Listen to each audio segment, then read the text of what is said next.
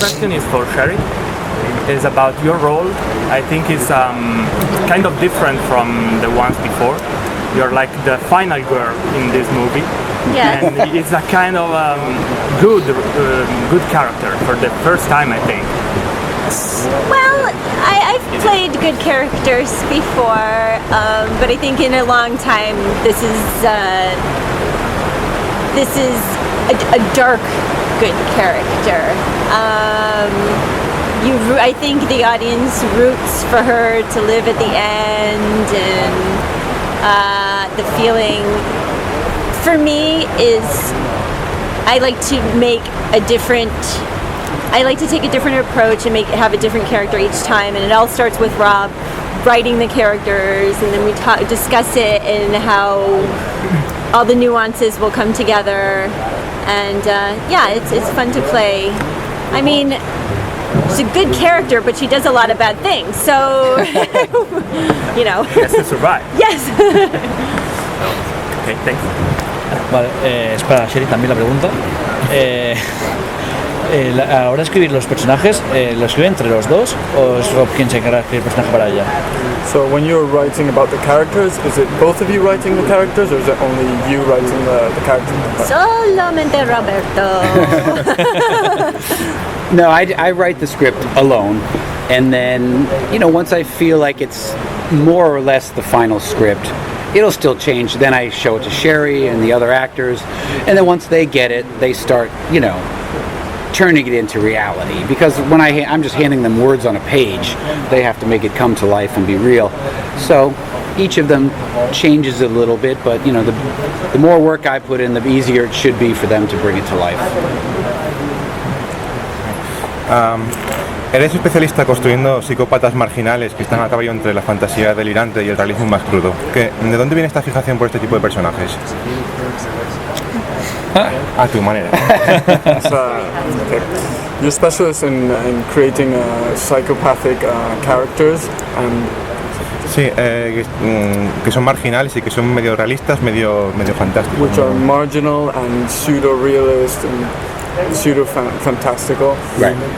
¿De dónde viene esa fijación por estos personajes, por este perfil de psicópatas? Why are you so fixated in these type of characters in that sense? Well, I mean, for this type of movie, I always like the movies the best that have great villains.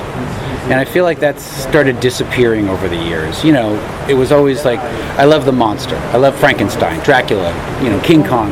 And then there was like Freddy Krueger and Michael Myers. And now there's no monsters. There's no bad guys. It's always like a ghost or something. Yeah. So I always want to have a character that you can remember, like Captain Spaulding or Doomhead, or, I just think that's important. For me, that's what I always liked about the movies. I like the bad characters. Like in James Bond, I like Goldfinger, not James Bond. Yeah. Okay. Next question is Sure. mine. It surprises us that filmmakers like you have problems with financing your movies. What can you explain about the process of production 31? Well, financing movies is always a problem for everybody. It's not just me. I mean, I always think it's just me, and then I'll be reading interviews with anybody. You read George Romero or Martin Scorsese, and I'm like, these guys have problems too. Everyone has problems. Getting movies made is a fucking nightmare, especially when you want to make things that are not mainstream. Because they always want, if you're gonna make a horror movie that's easier to finance, I guess it would have to be PG-13. It would have to be for everybody, and that's not what I'm really interested in doing. So every time I go to make a movie, it's a battle. It's always a different battle, but it's always a battle because you're trying to get somebody to give you millions of dollars to make this crazy thing. So, it's like it's not easy. It's not easy. Let's just put it that way. It's not easy. Thank you. I was thinking about your influences of European cinema, for instance, of dramaturgs or series influence, or Mario Bava in cinema. Can you speak about it? Yeah, I mean, there's so much. I mean, especially with Lords of Salem, I felt there was a lot of European influence. A lot of Argento, I thought, in the sense that sometimes when you watch an Argento movie, for me anyway, I'm loving it, and sometimes I'm like, I don't even know what the fuck's going on. Like I don't like it's not even making sense to me, but like Suspiria. I love Suspiria. It just feels weird, and that was the thing. It's more about a feeling and a pacing because American movies are paced a certain way. They're very fast. They're very worried that someone's going to get bored and walk out of the theater. But I find the European movies are a little more patient. Things can take longer to happen, and that was, that's why not 31 so much, but Lords of Salem I thought felt a little more. Like it was very, even when it came out, American audiences didn't seem to understand it. But when we went to Italy and France and Germany, everybody loves it. Like it wasn't confusing outside of America. So I don't know. Very strange. As a director, are you interested in other genres than horror movies? I mean, Yes. In the future, we will see a Rob Zombie comedy, romance comedy or something? Beach Well- party? We're going to make a series of beach party movies, yes. Well, the next movie I'm making actually is about Groucho Marx. It's not a biography, but it's just about the last 3 years of his life. I bought the rights to this book called Raised Eyebrows. And it's the story of this college student who became his assistant for the last 3 years of his life. And it's, but at that point in Groucho's life, he was like in his 80s, he had some strokes, and he had this woman who would take care of him, who was abusing him and drugging him and stealing his money.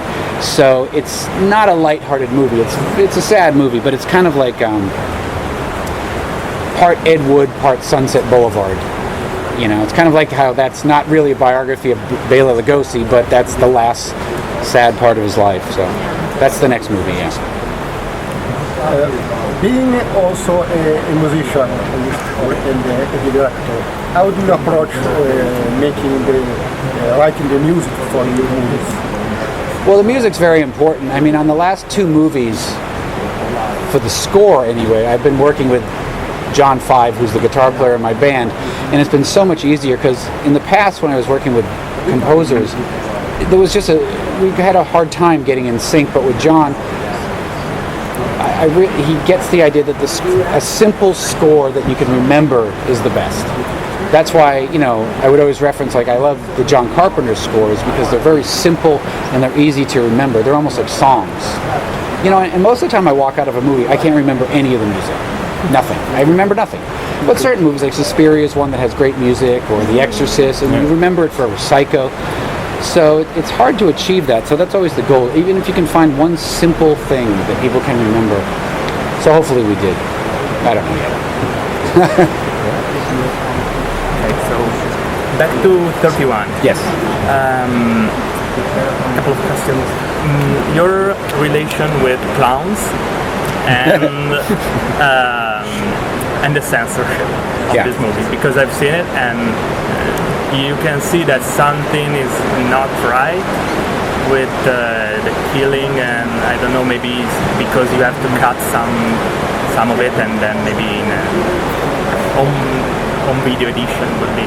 Well, yeah, I mean, every time the movie's finished, you have to go to the MPAA because it's always in my contract that you have to deliver an R-rated movie because no theater in America wants to show unrated movies or NC-17, so that's always the trickiest thing.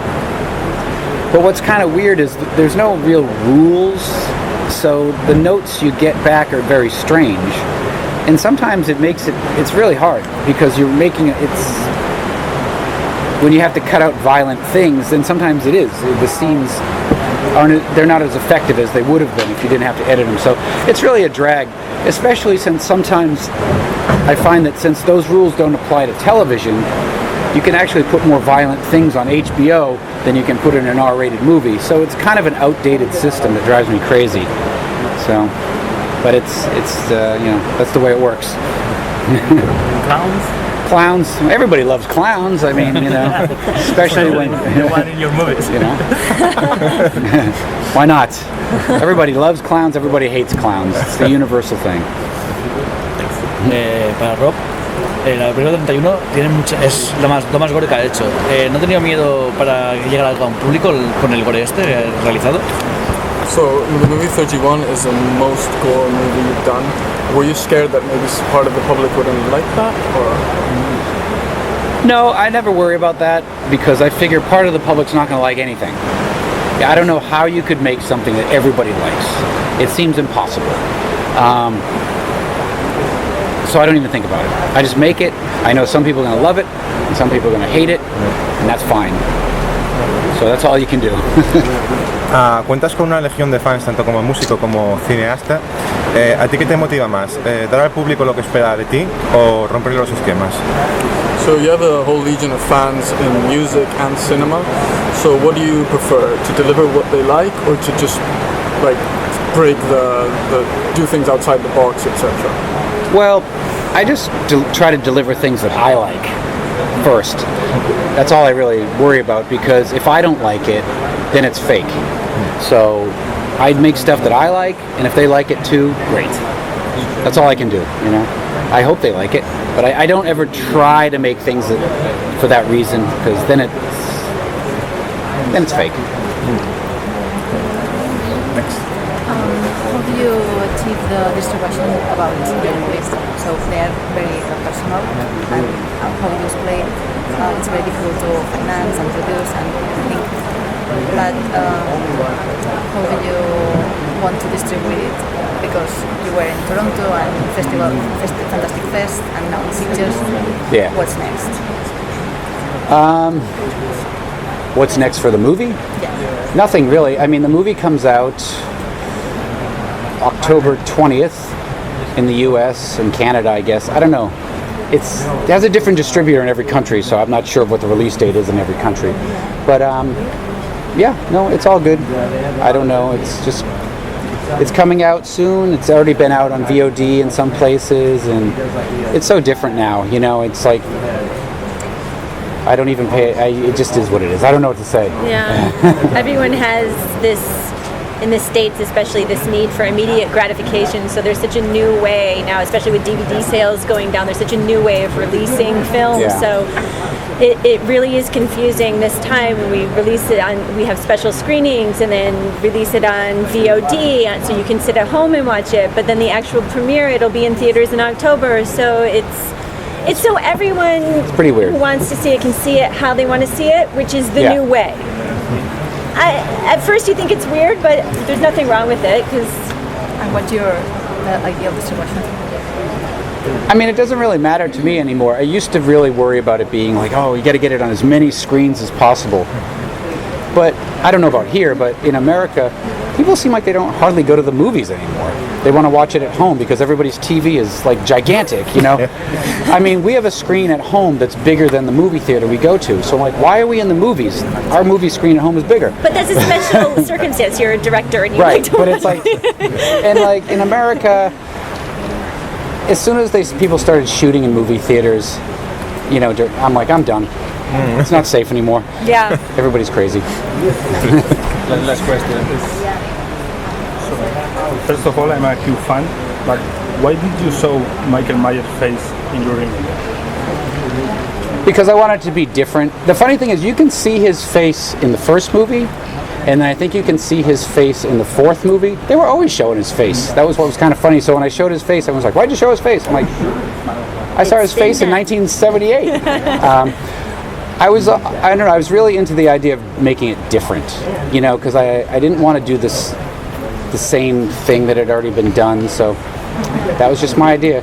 I thought that Tyler, the guy who played Michael Myers, looked really cool, he looked really scary, and he has a great face, so I was like, let's show it for a second.